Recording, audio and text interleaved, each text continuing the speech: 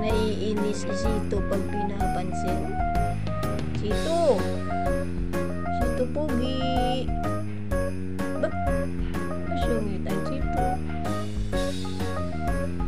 Inaaway ito titito maliit pa eh. Ayaw na matiwala sa tao eh. Ayaw mo na mag-trust sa tao eh. Hindi naman ikaw sasaktan. Uy, lublog lang Sito. Lublog lang yan Sito. Sito. Ito.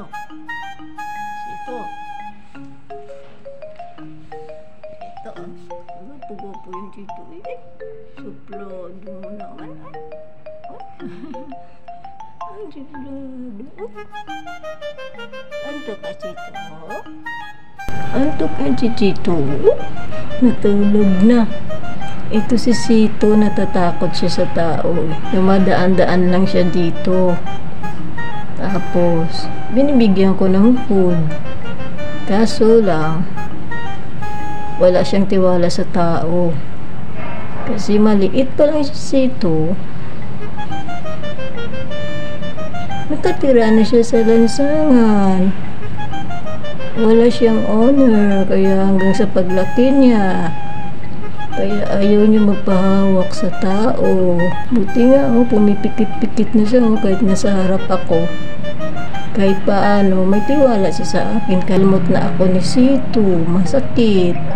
Kaya natatakot na ako.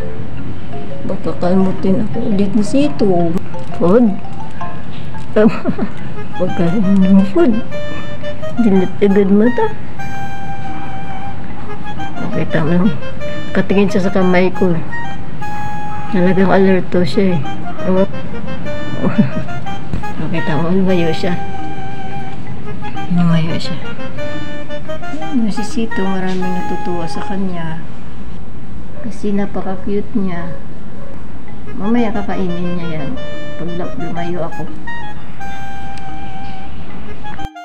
Yan, lalayo tayo para makakain siya.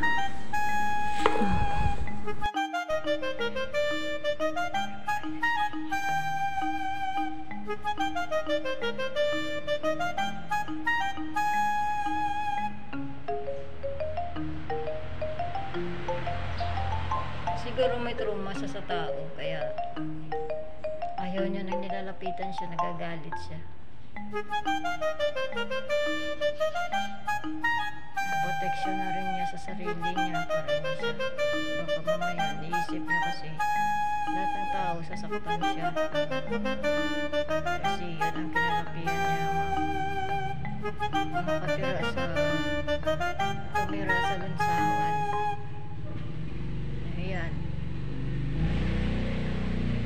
takot siya sa tao.